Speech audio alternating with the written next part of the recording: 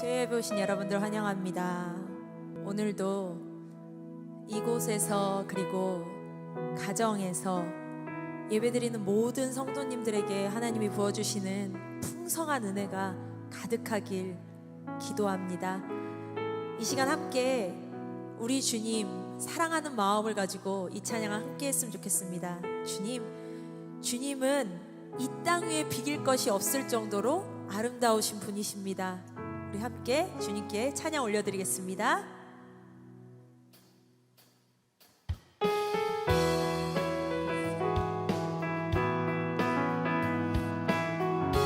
내 진정 사모하는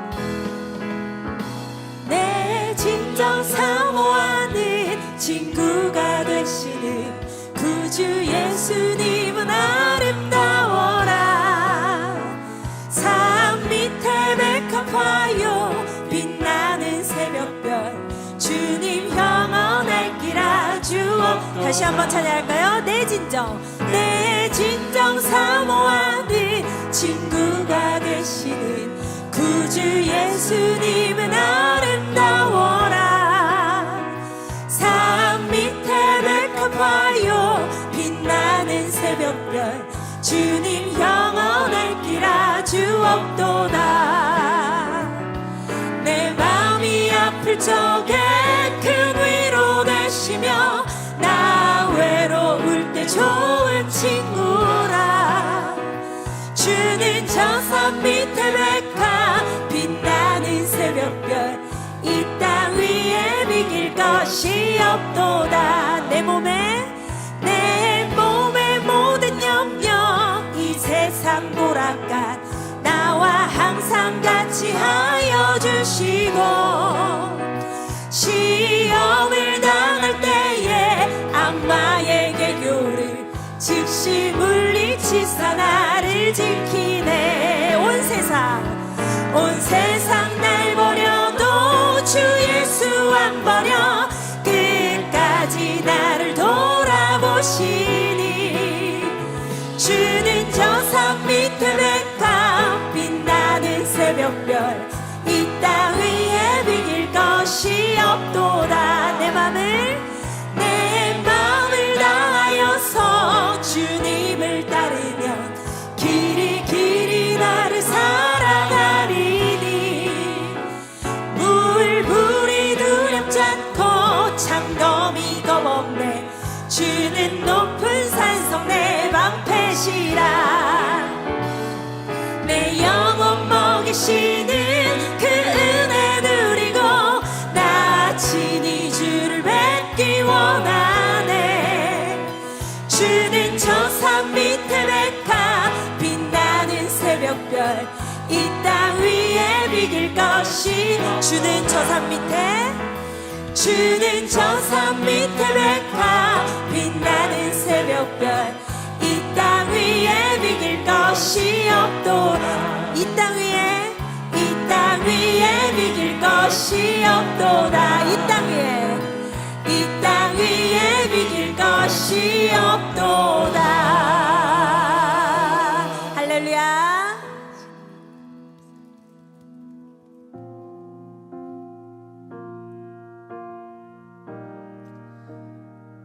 그 주님이 우리와 함께 하십니다.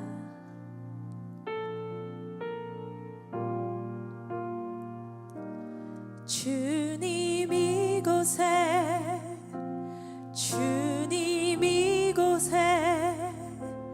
우리와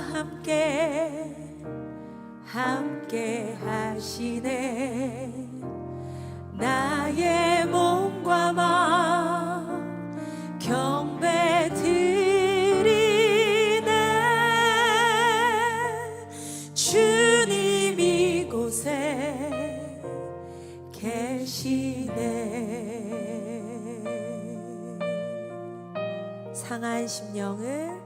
상한 심령을 위로하시며 병든 우리 몸 고쳐주시네.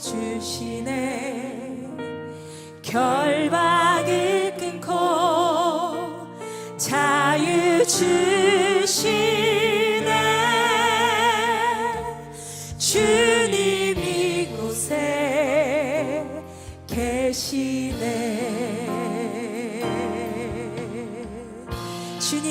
이곳에 주님 이곳에 주님 이곳에 우리와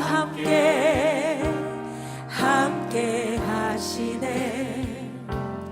나의 몸과 마음 경배 드리네. 주님 이곳에 계시네. 상한 심령을 위로하시며 병든 우리 몸 고쳐주시네. 결박을 끊고 자유 주시네. 주님 이곳에 계시네. 목소리 높여 찬양할까요? 주님 이곳에 주님 이곳에 우리와 함께 하시네. 나의 몸과 마음 경배 드리네. 주님 이곳에 계시네. 상한 심령을 위로하시며 병든 우리 몸 고쳐주시네. 결박을 끊고 자유 주시네. 주님 이곳에 계시네. 주님 이곳에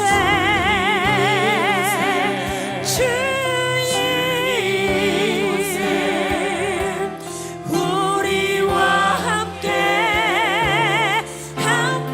계시네. 나의 몸과 마음 경배 드리네. 주님 이곳에 계시네. 상한 심령을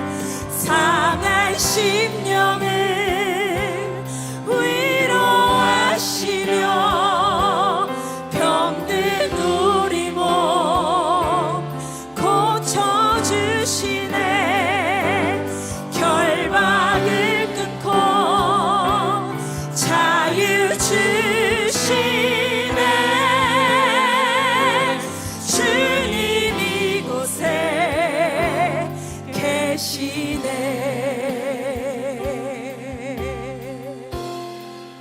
세상 다 변하고 이 삶의 끝이 와도 주 없이 살 수 없네. 주만이 내 영광 변치 않는 진리. 주 없이 살 수 없네. 세상 다 변하고 이 삶의 끝이 와도 주 없인 살 수 없네. 주만이 내 영광 변치 않는 진리. 주 없인 살 수 없네. 내 주 없이 살 수 없네. 내 주 없이 살 수 없네. 내 인생의 등대, 내 삶의 소망. 내 주 없이 살 수 없네. 좋으신 아버지, 좋으신 아버지, 진실하신 친구, 주 없인 살 수 없네. 내 소망 내 위로이십니다. 내 소망 내 위로, 내 영광 내 기쁨, 주 없인 살 수 없. 다시 한번 고백할까요? 좋으신 아버지, 좋으신 아버지, 진실하신 친구, 주 없인 살 수 없네. 내 소망 내 위로, 내 영광 내 기쁨, 주 없인 살 수 없네. 내 주 없인 살 수 없네.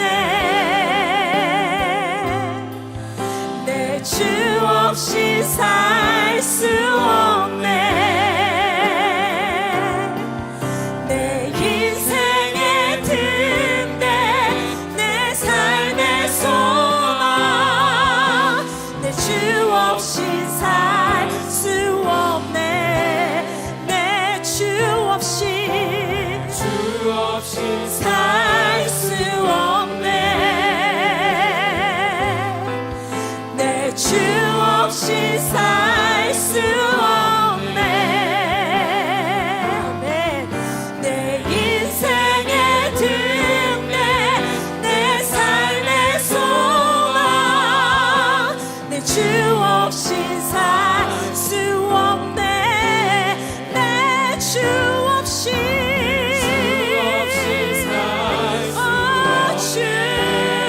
주님만이 내 주 없인 살 수 없네. 내 인생의 등대, 내 삶의 소망, 내 주 없인 살 수 없네.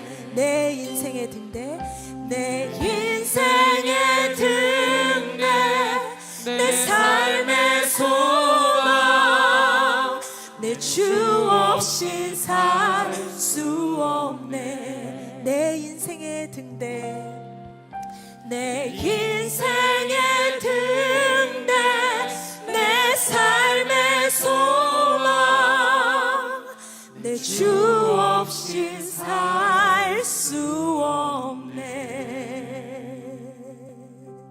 아멘. 이 시간 함께 기도하겠습니다. 그렇습니다. 우리가 지금 찬양했듯이 주님, 이것이 우리의 고백입니다. 주님 없이는 살 수 없습니다. 우리의 모든 것보다 가장 우선이 되시는, 가장 귀하신 우리 주님이 나의 주인 되시고 나의 모든 것 되심을 고백하며 살아가기를 원합니다. 오늘 예배 가운데 그 주님을 만나기를 원합니다. 주님, 나에게 성령의 충만함으로 함께하여 주시옵소서라고 함께 기도하겠습니다. 주님, 내 주 없인 살 수 없네. 내 인생의 등대, 내 삶의 소망, 내 주 없인 살 수 없네. 내 주 없인 살 수 없네. 내 주 없인 살 수 없네. 내 인생의 등대, 내 삶의 소망, 내 주 없인 살 수 없네. 하나님 감사합니다. 오늘도 우리의 모든 것 되어주시고 나의 전부 되어주시니 감사합니다. 다른 그 어떤 것보다도 하나님 없이 살 수 없는 주님의 백성들, 주님의 자녀들입니다. 이 시간 오직 우리 마음을 열어 하나님 한 분만을 구하고 바라며 바라보길 원하오니 이 시간 온전히 주의 임재 가득한 예배가 되게 하여 주시옵고, 시간과 장소를 초월하여 살아계신 하나님께서 오늘 이 예배드리는 모든 주의 자녀들 그 자리마다, 그 공간마다 주님 동일한 은혜로 함께하여 주셔서 오늘 이 귀한 날 주님의 예배로 말미암아 우리의 삶이 다시금 회복되고 주 앞에 다시금 새로운 변화에 대한 결단이 일어나는 아름답고 복된 예배가 되게 하여 주시옵소서. 우리의 마음을 다해 중심을 다해 하나님을 높여드리오니 주님 홀로 영광받아 주옵소서. 주님을 존귀하게 높여드립니다. 우리의 삶을 다해 드리는 이 예배를 받아 주옵소서. 감사드리며 예수님의 이름으로 기도드렸사옵나이다. 아멘. 오늘 수요 오전 예배에 오신 모든 분들을 환영하고 축복합니다. 특별히 오늘은 어린이날입니다. 쉬시는 날에 또 이 예배 자리를 사모하며 나오신 모든 분들에 대한 축복의 마음이 더해지는 시간입니다. 이 시간 함께 그 마음을 이 찬양을 통해 함께 나누고 표현했으면 좋겠습니다. 변치 않은 하나님의 사랑이 여러분들의 삶 가운데 늘 함께하길 소원합니다 하며 함께 고백합니다. 하나님 사랑 변치 않는다.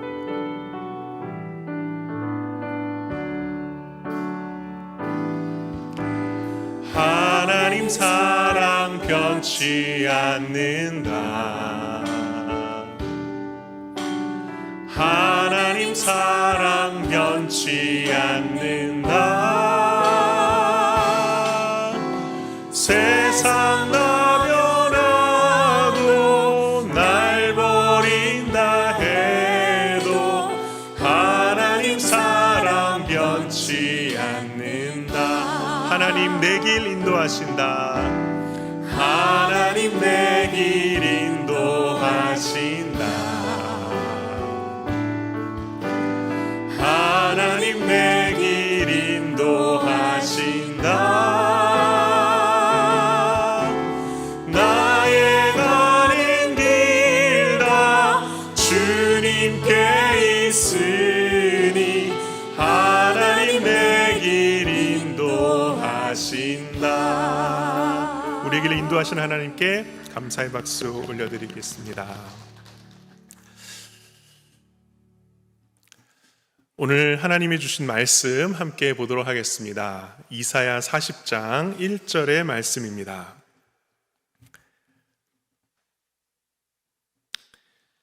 이사야 40장 1절의 말씀 우리 한 절 함께 읽도록 하겠습니다. 함께 읽습니다. 너희의 하나님이 이르시되 너희는 위로하라. 내 백성을 위로하라. 아멘. 오늘 어린이날이죠. 어린이날을 만드신 분이 소파 방정환 선생님이십니다. 그 이름을 제 입으로 이렇게 불러본 것도 참 오랜만인 것 같습니다. 가족이 저에게 이런 질문을 했어요. 소파 방정환에서 소파의 뜻이 뭔 줄 아냐고. 몰랐습니다. 그래서 설명을 해주더라고요. 작은 파도라는 뜻이래요. 그래서 왜 작은 파도냐라고 하니까 당시에는 어린이라는 개념이 없었다고 합니다. 어린이라는 말을 만드신 분이 방정환 선생님이라고 하더라고요. 그럼 그전에는 뭐라고 불렸느냐면 어린 놈 또는 얼라라고 불렀다고 해요. 방정환 선생님 안 계셨으면 오늘이 어린 놈의 날이나 얼라의 날이나 이렇게 될 뻔했는데, 이런 어떤 시대를 앞서 보시는 분께서 어린이라는 말을 만들어 주셔서 오늘 또 덕분에 저희들이 하루 좀 쉬어가는 그러한 하루를 보내고 있습니다. 소파라는 그 호를 그렇게 붙이신 이유가 있다고 해요. 작은 파도, 잔잔한 물결처럼 어린이들에 대한 인식을 그렇게 서서히 바꿔나가겠다라는 의미로 그런 호를 지으셨다고 합니다. 참 의미가 있고 마음에 와 닿는 그러한 뜻인 것 같아요. 우리 그리스도인의 삶도 누군가에게 그렇게 서서히 잔잔하게 누군가에게 아름다운 영향력을 끼치는 삶이면 어떨까 또 기대하는 그런 마음입니다. 5월은 가정의 달이죠. 어린이날이 있고요. 또 잠시 며칠 후면 어버이날이 있습니다. 부부의 날이 있다는 것도 아셨나요? 있다라고 해야 좀 기억이 납니다. 며칠인지 아시나요? 네, 잘 아시네요. 21일이래요. 왜 21일이냐면 둘이 만나서 한 몸이 되는 것을 기념해서 21일이라고 합니다. 네. 근데 이런 날은 너무 많으면 또 피곤하니까 몰라도 괜찮을 것 같기도 하지만 또 가족의 사랑들을 함께 확인하는 그러한 달이 되셨으면 좋겠습니다. 가정의 달을 맞이해서 어떤 말씀을 나눌까 묵상을 하는데 한 연구가 떠올랐습니다. 미국의 하버드 대학교라는 대학교에서 치른 연구인데요. 무려 이 연구가 75년 동안 이 연구를 했다고 합니다. 1938년에 시작해서 2011년에 끝났다고 합니다. 이 연구의 주제가 뭐냐면 이거였대요. 사람의 행복에 결정적인 영향을 미치는 요소가 무엇인가 라는 주제였다고 합니다. 연구의 대상자는 당시에 하버드 대학교에 갓 입학한 신입생부터 그리고 밖에서 구두 닦기를 하는 소년들, 신문팔이를 하는 소년들에 이르기까지 각계각층의 남성 724명이 그 대상이었대요. 그리고 75년의 연구가 마칠 때쯤에는 그 중에 60여 명만이 살아 있었다고 합니다. 이들은 2년마다 조사를 받았는데 직업이 무엇인지, 건강은 어떤지, 삶의 만족도가 어떤지, 그리고 사회적 성취나 친구 간의 어떤 관계는 어떤지 이러한 삶의 문제들을 2년마다 조사받았다고 해요. 평생토록 그 질문을 받은 것이죠. 이 연구의 결과를 이렇게 발표했습니다. 여러분이라면 행복의 비결이 뭐라고 생각하시나요? 성공인가? 유명세인가? 아니면 재정, 돈인가? 미모인가? 물질인가? 이 질문에 대한 답은 다름이 아니라 관계였다고 합니다. 어떤 위대한 성취를 이룬 사람보다 또 막대한 부를 쌓은 사람보다 관계가 풍성하고 아름다웠던 사람들이 행복도에서 가장 많은 행복을 느꼈다라는 것이죠. 이것이 75년의 결과였습니다. 75년 연구치고는 결과가 좀 싱거웠을 수도 있겠지만 그런데 관계가 좋은 사람이 행복했는데 행복한 사람이 그것이 육체적인 건강으로까지 이어지더라는 것입니다. 예를 들어 50대에 풍성한 애착관계에 있던 사람이 80세 때에도 가장 신체적으로 건강을 유지하고 있더래요.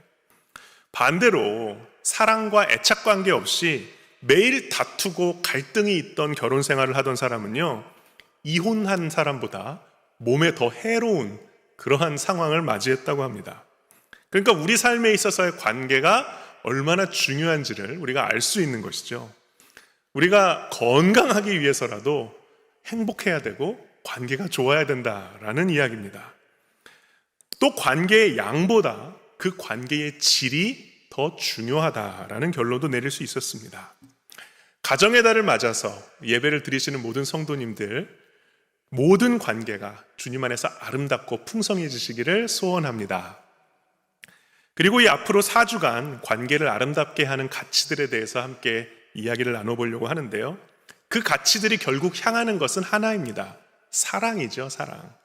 그 사랑의 다른 이름들에 대하여 함께 나누고자 하는데 오늘 그 첫 번째 주제는 바로 위로입니다. 사실 오늘날 살아가면서 위로가 필요하지 않은 사람은 없습니다. 어린 아이부터 나이 드신 어른에 이르기까지 누구나 다 위로가 필요하죠. 나이 드신 어르신들은 그동안 살아온 세월만큼 현재도 힘겹게 살아가시는 분들이 많이 계십니다. 우리 교회에 이 어르신 그룹들을 목장 인도하시는 한 사역자분이 계신데 우리 어르신들 모이시면 어떤 얘기 나누는지 아시네요. 젊은이들은 보통 나누면 이제 뭐 취업 얘기나 또 결혼 얘기나 이런 것들을 이제 많이 나눕니다. 삶의 기도 제목이죠. 근데 어르신들은 모이면 꼭 누가 먼저 얘기할 것도 없이 빠지지 않고 나오는 얘기가 약 이야기래요. 약. 무슨 약 먹는지, 이거 왜 아직도 안 먹냐고, 이거 꼭 먹어야 된다고.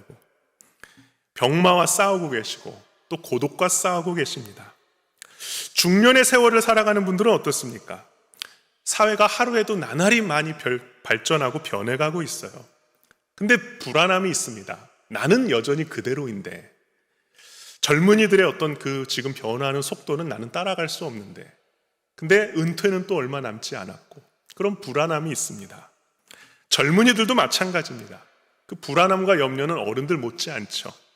자신을 향한 주변의 시선, 기대하는 시선은 부담스럽고 마치 확률 적은 게임에서 내가 어떻게 살아남아야 되나 자신은 없고 또 젊은이들에게 필요한 정보들, 소식들은 하나같이 다 좌절하게 만드는 소식들이 많고 그렇다고 어린이들은 속 편하냐? 그렇지 않죠.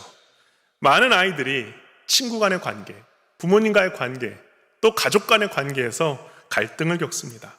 학업 때문에도 힘들어하죠. 그래서 몹시 괴로워하든지 아니면 무료하고 지루해 하든지 나름 힘겹게들 살아가고 있죠. 그거보다 더 어린 아이들은 어떨까요? 저는 아기들만큼은 속 편하게 살 줄 알았거든요. 주는 대로 먹고 먹는 대로 싸고 졸려오면 자고. 근데 그렇지 않더라고요. 아기가 얼마나 힘들게 사는지 신생아 부모님들은 알 거예요. 아기들은요 늘 손과 발에 힘을 꽉 주고 삽니다. 한번 5분 동안만 해보세요. 이러고 얼마나 힘든지. 저는 아기 발을 보면 이거 쥐날 것 같은데 괜찮나 싶을 정도로 아기들이 진짜 열심히 삽니다. 어른들보다 더 힘들게 사는 것 같아요. 세대마다 모두 열심히 사느라 정신이 없는 것이죠. 하루를 보내는 것 자체가 벅찬 사람들이 우리 주변에 참으로 많습니다. 정말이지 위로가 필요한 시대를 살아가고 있는 것이죠. 그런데 문제는 뭐죠? 위로가 참 어렵다는 것입니다. 보통 위로가 필요한 사람에게 다가간다고 했을 때 우리는 자신의 경험을 바탕으로 그 사람에게 다가갑니다. 그런데 경험이라는 것은 참고는 되지만 결정적이지는 못해요. 자칫 잘못하면 우리가 이런 식으로 접근합니다. 라떼는 말이야. 무슨 뜻인지 아시나요? 라떼는 말이야 라고 하면 라떼 좋아하는 꼰대 취급받기가 쉽습니다. 자신의 경험으로 다른 사람을 다 이해할 수가 없어요. 그래서 다 이해하는 것 같은 태도로 접근을 하면 위로는커녕 기피 대상 1호가 되고 맙니다. 또한 자기도 모르게 어떤 해결책을 제시해주고 싶은 충동이 느껴지죠. 그래서 이 사람에게, 어려움을 겪는 사람에게 이렇게 해라 저렇게 해라 이렇게 말하고 알려주고 싶은 충동을 느낍니다. 그런데 사람들에게 필요한 것은 위로이지 충고나 해결책이 아니잖아요. 어떤 유명한 연예인이 TV 프로그램에서 어떤 초등학생 아이한테 충고와 잔소리의 차이가 뭔지 아냐고 물어봤어요. 초등학생이 이렇게 말했습니다. 잔소리는 들으면 왠지 기분이 나빠요. 이렇게 얘기하는 거예요. 그럼 충고는요 잔소리보다 더 기분이 나빠요. 이렇게 얘기하더라고요. 그 사람을 위한다고 하는 충고가 오히려 도움이 안 되고 마음을 더 괴롭게 한다는 거죠. 위로가 필요한 사람은 어떤 문제에 대한 답을 찾으려고 하는 게 아니다라는 거죠. 해결책은 나중에라도 본인이 얼마든지 찾을 수 있고 또 이미 해결책을 가지고 있을 수도 있습니다. 지금 급한 것은 자기 마음이 위로받는 것이기 때문에. 요즘은 정보가 다 오픈되어 있는 세상이라서 마음 먹으면 언제든지 해결책을 찾을 수 있습니다. 나랑 비슷한 사람들이 넘쳐나고 그 사람들이 이미 고민했던 것들이기 때문에 그런 것들을 찾기는 쉬운데 문제는 내 마음을 지금 위로해주는 사람이 참 드물다는 것이죠. 이것은 기계나 문명이나 과학이 해줄 수 있는 게 아니기 때문에 필요한 것은 내 마음을 알아주고 그런 내 마음 상태를 향해서 괜찮아, 충분히 그럴 수 있어 라고 위로해주는 그러한 긍정의 위로입니다. 그렇다고 무턱대고 아무렇게나 누군가를 위로할 수는 없습니다. 섣부른 위로, 서툰 위로는 오히려 상처가 되기 때문이죠. 대표적인 경우가 이런 경우입니다. 내가 위로가 필요한 사람이 만약 그가 하나님을 믿는 사람이라고 한다면 그가 어떤 어려움을 겪거나 또 가까운 사람 가운데 누군가를 세상을 떠나보내고 상실의 아픔을 겪는 사람에게 이런 말로 종종 위로하는 경우들이 있죠. 다 하나님의 뜻이 있을 거야. 하나님은 감당 못할 시험은 주지 않으셔. 나도 비슷한 일을 겪어봐서 알아. 걱정하지 마. 다 잘 될 거야. 사실 말 자체는 틀린 말이 아닌데 문제는 위로가 필요한 사람에게 이 말은 정작 도움이 되지 않는다는 말입니다. 공감이 되지 않기 때문에 오히려 상처가 될 수도 있습니다. 당사자의 감정을 오히려 무시하는 듯한 발언일 수도 있습니다. 그래서 위로가 정말 어려운 것임을 알게 됩니다. 그렇다고 위로하기가 어려워서 입을 닫으면 입을 닫는 대로 또 상처를 받죠. 그래서 위로가 필요한 사람에게는 어떻게든 적절한 위로로 다가가야 하는 것입니다. 무엇보다도 하나님이 그런 우리들이 위로자가 되기를 바라십니다. 왜냐하면 먼저 하나님부터 우리의 위로자가 되어주시기 때문에. 고린도후서 1장 3절에서 4절 말씀을 같이 한번 읽어볼까요? 같이 읽겠습니다. 찬송하리로다. 그는 우리 주 예수 그리스도의 하나님이시요 자비의 아버지시요 모든 위로의 하나님이시며 우리의 모든 환난 중에서 우리를 위로하사 우리로 하여금 하나님께 받는 위로로서 모든 환난 중에 있는 자들을 능히 위로하게 하시는 이시로다. 아멘. 하나님이 위로의 하나님이시고 모든 환난 중에 있는 자들을 위로해 주신다라고 말씀하십니다. 어떻게 하나님이 위로의 하나님이 되어주시는가라고 한다면 하나님은 우선 우리가 받는 고난, 우리가 받는 환난을 다 알고 계시기 때문이다라고 말씀드리고 싶어요. 가장 큰 위로가 바로 이것입니다. 알아주는 것, 알아봐 주는 것. 그가 어떤 아픔 때문에 지금 고통당하고 있는지, 어떤 상황 때문에 환난을 당하는지 정확하게 알고 이해해 주는 것 자체가 큰 위로가 되기 때문이죠. 그렇습니다. 하나님은 우리의 마음을 다 아십니다. 우리의 고통을 다 아십니다. 그것이 우리에게 먼저 가장 큰 위로가 되는 줄로 믿습니다. 저는 가끔 예수님이 왜 그토록 아픈 고난과 고통을 겪으시면서 돌아가셔야 했을까 생각을 합니다. 우리를 위해 십자가에 돌아가셔야만 했다면 굳이 왜 가시면류관을 쓰시고 채찍질을 맞으시고 손에 못자국과 창자국을 왜 받으셔야만 했는가라는 거죠. 그냥 고통 없이 돌아가실 수도 있었을 텐데 왜 굳이 사람들로부터 배신당하는 정서적인 타격들 이러한 것까지 받으시면서 가장 극악한 고통을 느끼시며 돌아가셔야만 했을까라는 것이죠. 그런데 묵상을 하면서 이런 깨달음이 옵니다.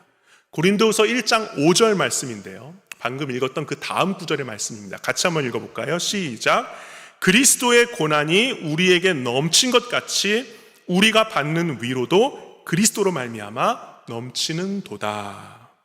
우리의 위로가 어디로부터 오냐면 고난받으신 예수 그리스도로부터 온다라는 것이죠. 우리가 예수님 앞에 우리의 고난을 하소연할 때 누구보다도 우리의 고난을 정확하게 이해하시고 그 슬픔을 헤아리시고 위로해 주시기 위하여 어쩌면 일부러 이 세상 누구보다도 가장 큰 아픔을 스스로 견디신 것이 아닐까라는 것이죠. 그 누구도 예수님 앞에서 예수님이 내 마음 아세요? 내 아픈 마음 아시나요? 제가 얼마나 큰 고통을 겪는지 아시냐고요?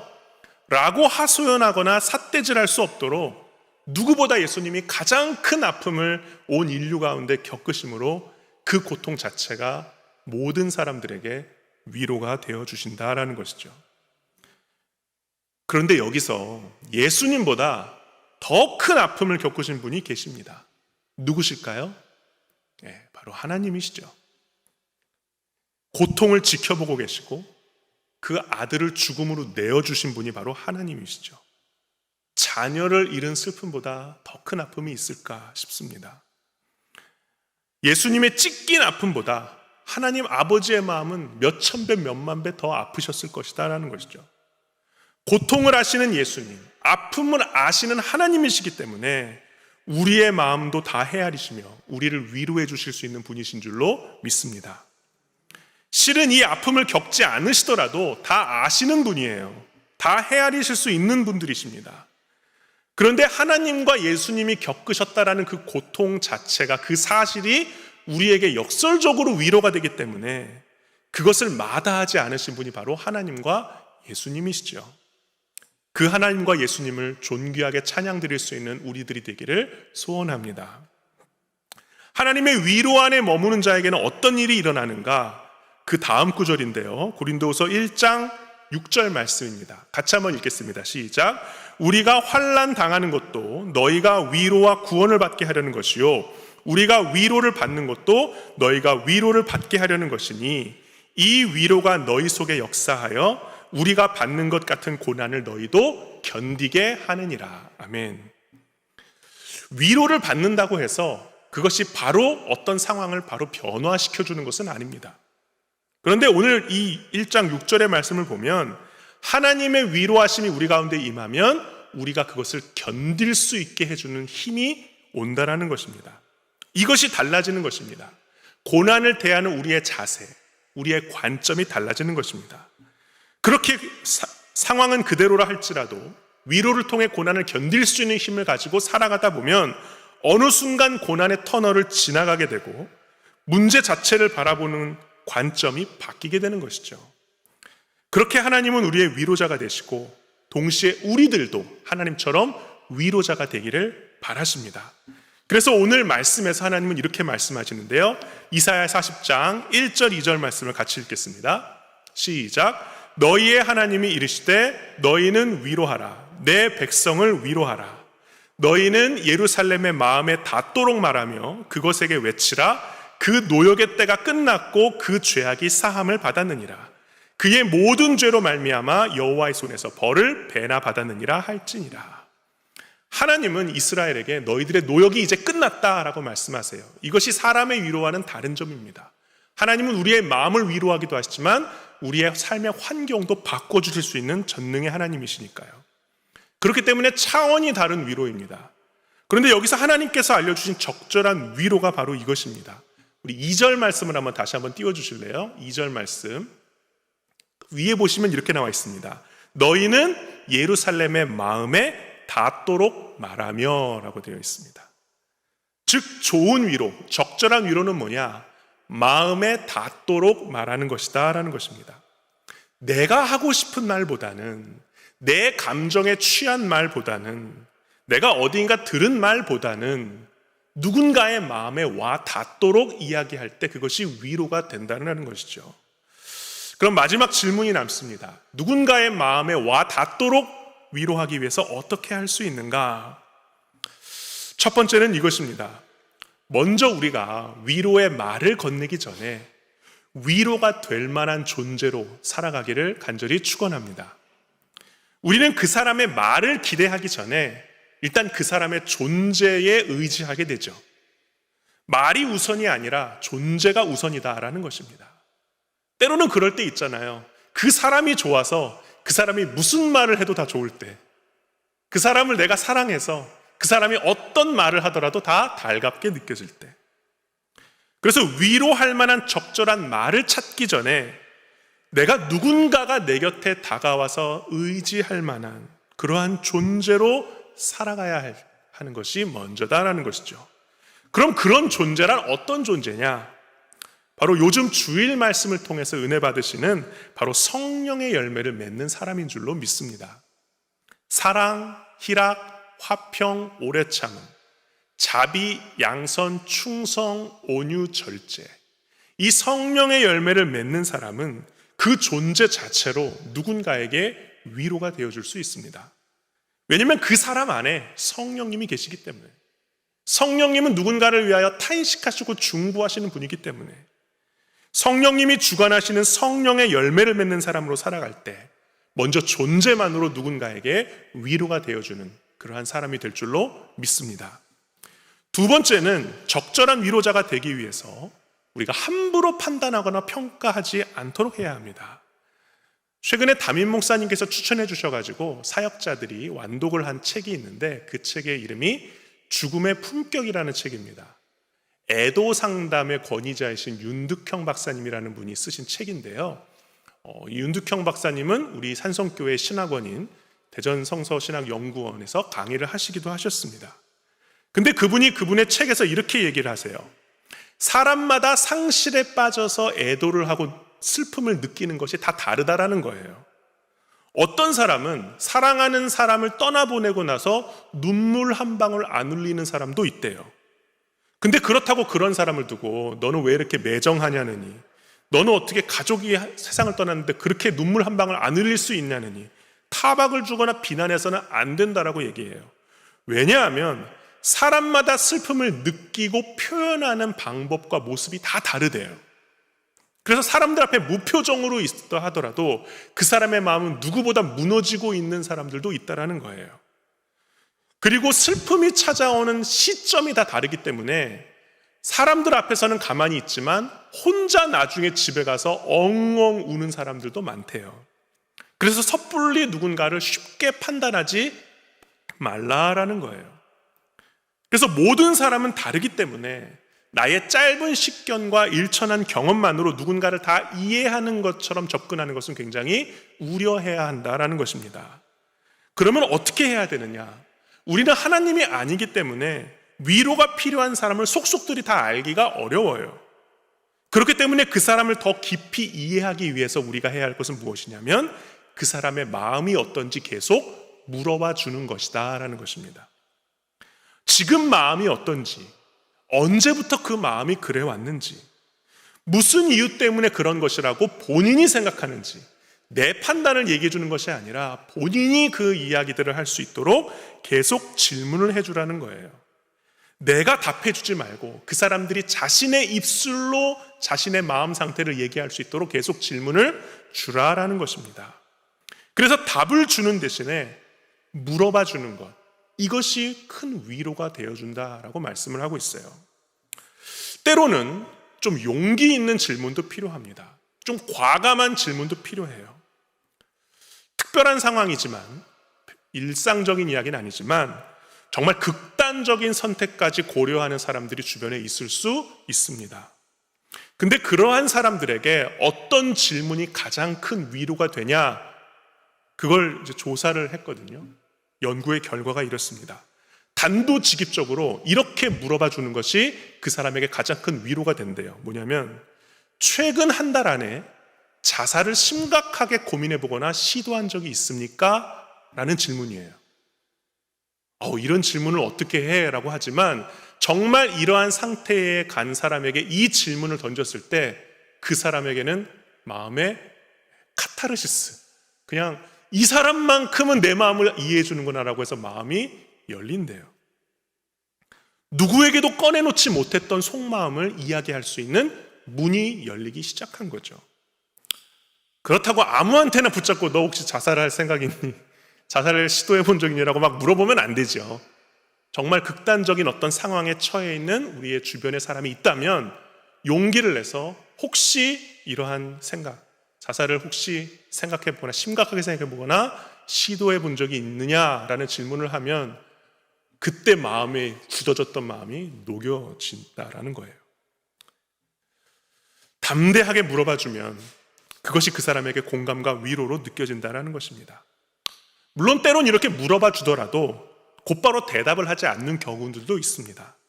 그러면 내 할 일은 끝났다라고 그냥 내버려 둘 것이 아니라 넌지시 또 좀 시간을 두고 또 물어봐 주고 또 물어봐 주고 마음이 어떤지, 그때 이후로는 어떤 변화가 있는지 간격을 두고 지속적으로 물어봐 주면 어느 순간 마음이 열려서 자신의 이야기를 나누게 되더라라는 것입니다.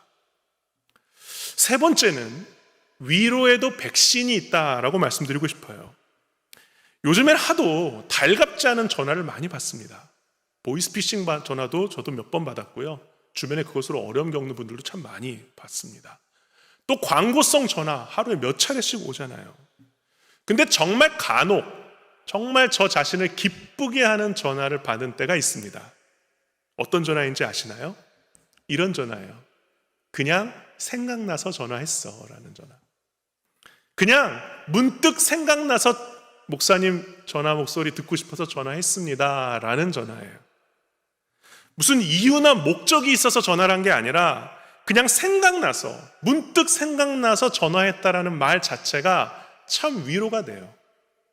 꼭 무슨 일이 크게 터지고 난 다음에 찾아 나서기보다는 아무 일 없는 것처럼 보일 때 문득 전화해서 누군가에게 안부를 물어봐 주면 그것이 그 사람의 마음에 백신이 되는 거죠. 마음의 쿠션이 되는 것입니다. 그렇기 때문에 꼭 목적이 있어야 전화를 하고 안부를 묻는 것이 아니에요. 문득 생각나서 전화하는 그런 관심, 그것이 이 세상을 살아가는 많은 사람들에게 특별한 위로와 힘이 되어줄 줄로 믿습니다. 한번 실천해 보시기를 바라요. 그냥 문득 아무 이유 없이, 아무 목적 없이, 아무런 의도 없이 잘 있어? 생각나서 전화했어. 목소리 듣고 싶어서 전화했어. 바로 그 사람이 내 옆에 있지는 않지만 그러한 안부의 전화를 물어봐주는 일이라면 내가 힘이 들었을 때, 어려운 일이 들었을 때 문득 내 기도 부탁, 기도 제목을 나누고 싶은 사람으로 떠올리지 않을까요? 마지막으로 그리스도인으로서 위로가 필요한 사람을 위해 기도해 주는 것도 정말 큰 위로와 힘이 되죠. 그런데 내가 널 위해 기도할게 라는 말보다 더 큰 힘이 되어주는 말이 있습니다. 무엇이냐면 널 위해 기도하고 있어 라는 말이에요. 기도할게 라고 먼저 말을 한 다음에 나중에 조금은 의무감처럼 기도를 하거나 아니면 잊어버려서 기도를 못하는 것보다는 그 사람을 먼저 생각하면서 그 사람을 늘 중보하고 그 마음을 가지고 요즘 어떻게 지내? 라고 묻는 안부는 기도하지 않고 묻는 안부와는 아마 많이 다를 거예요. 그러한 마음으로 널 위해 기도하고 있어 라고 얘기한다면 그 마음이 전달이 되고 또 진정한 위로가 그 사람에게 잘 전달이 될 줄로 믿습니다. 이제 말씀을 정리하겠습니다. 우리는 모두 행복을 꿈꾸는 존재들입니다. 그리고 그 행복의 핵심에는 바로 관계가 있습니다. 그리고 그 관계를 아름답게 하는 가장 중심에 사랑이 있고요. 그 사랑을 실천하는 여러 가지 가치들 가운데 하나가 바로 오늘 나눈 위로입니다. 위로가 필요한 이 시대에 누군가를 위로해주는 위로자로 살아가는 여러분 되시기를 간절히 축원합니다. 마음이 시리거나 마음이 아파서 누군가의 위로가 필요할 때 우리 산성교회 교우분들이 문득 생각나는 그 한 사람이 되시기를 바랍니다. 우리가 완전해서 위로할 수 있는 존재가 아니에요. 하나님이 먼저 위로의 하나님이시고 이미 우리가 그 하나님의 위로를 경험한 존재들이기 때문에 우리가 받은 위로를 단지 흘려보내고자 우리도 그 위로자로 살아가고요. 누군가를 위로할 때처럼 우리를 행복하는 것이 없기 때문입니다. 그렇기 때문에 누군가의 마음을 용기 내어 끝까지 물어봐주는 여러분 되시기를 바라고요. 또 먼저 기도하고 나중에 안부를 물어봐주는 중보의 사람이 되시기를 바라고요.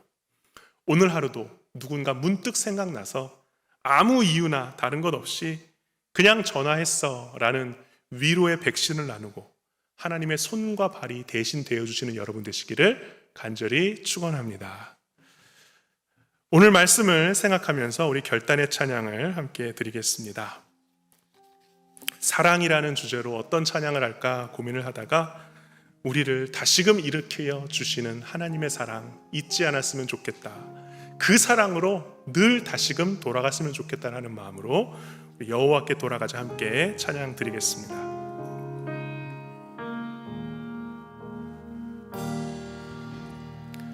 내 백성이 나를 떠나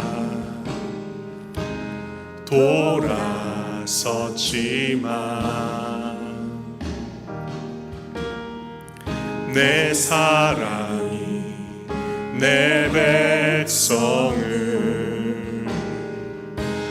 포기 못하니 내 모든 것 내어주고 나 그들을 얻으리라. 여호와께 돌아가자. 우린 돌아서도 그는 변치 않네. 여호와께 돌아가자. 우린 넘어져도 그 사랑 영원하네. 내 백성이 나를 떠나 다시 한번 찬양하겠습니다. 내 백성이 나를 떠나 돌아섰지만 내 사랑이 내 백성을 내 사랑이 내 백성을 포기 못하니 내 모든 것 내어주고 내 모든 것 내어주고 나 그를 얻으리라. 여호와께 돌아가자. 우린 돌아서도 그는 변치 않네. 여호와께 돌아가자. 우린 넘어져도 그 사랑 영원하네. 사랑은 오래 참고 사랑은 오래 참고 자신을 내어주네. 서로 사랑할 때 세상은 주보내. 사랑은 절대지. 여호와께 돌아가자. 여호와께 돌아가자. 우린 돌아서도 그는 변치 않네. 여호와께 돌아가자. 우린 넘어져도 그 사랑 영원하네. 우리 함께 기도하겠습니다. 이 시간 하나님의 위로, 그 특별한 사랑이 필요한 분이 있습니까? 이 시간 하나님의 위로와 사랑이 우리의 삶 가운데 충만히 머물게 하여 주옵소서. 주님의 위로와 사랑으로 나의 시린 마음, 상처난 아픔들이 온전히 치유되고 어루만져지며 회복되는 우리의 인생 되게 하여 주옵소서. 또한 우리 치유받은 이 마음을 가지고 하나님이 명령하신 것처럼 하나님의 위로자로 살아가기를 결단하길 원합니다. 하나님 보내신 위로자로 살아가게 하여 주옵소서. 성숙한 위로자로 점점 아름답게 변화하여 내 삶 가운데 아름다운 위로와 관계가 풍성한 행복의 사람으로 우리가 살아가게 하여 주옵소서. 우리 결단하며 함께 기도드리겠습니다. 하나님 아버지, 이 시간 주님의 위로와 주의 사랑이 이 시간 우리 모두의 삶 가운데 임하기를 간절히 소원합니다.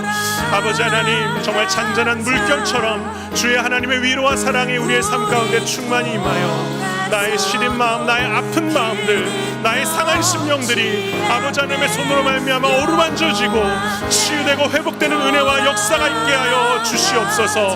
하나님은 위로의 하나님이십니다. 지금도 누구보다 우리를 따스하게 바라보고 계시며 나의 모든 아픔과 환난을 이해하시는 하나님께서 나의 마음을 위로하시는 나의 위로자가 되어주신 줄로 믿사오니 아버지, 그 위로로 말미암아 우리가 다시금 새 힘을 얻고 내 삶에 있는 모든 어려움들을 한 걸음 한 걸음 걸어 이겨나가는 주의 아름다운 자녀를 낼 수 있도록 인도하여 주옵소서.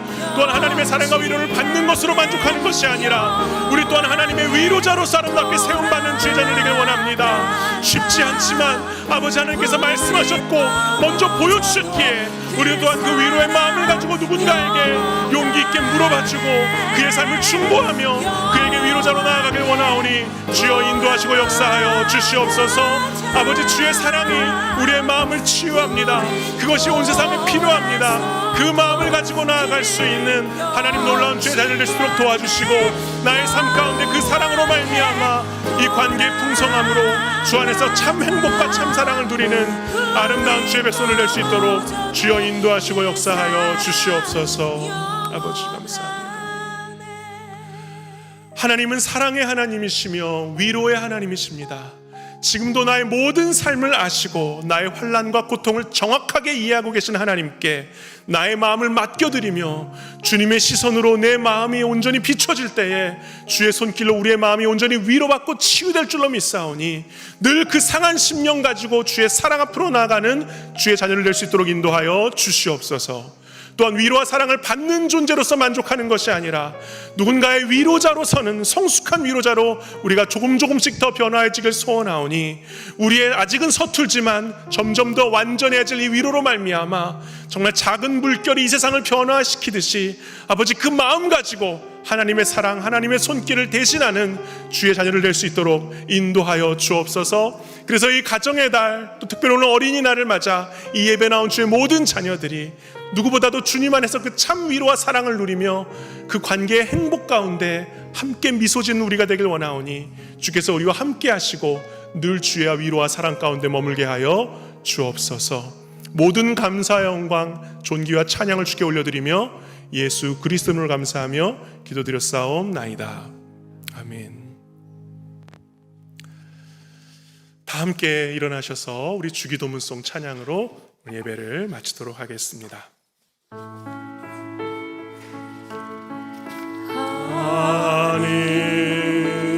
하늘에 계신 아버지,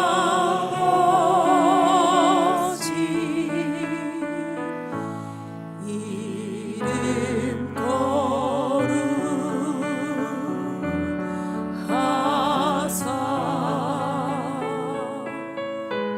거룩하사 주님 나라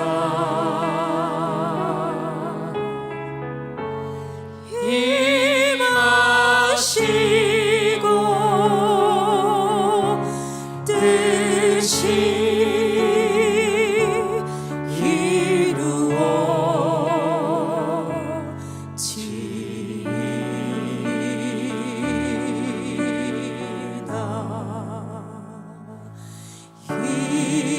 일용할 양식 주시고 우리들의 큰 죄 다 용서하옵시고 또 시험에 들게 마시고 악에서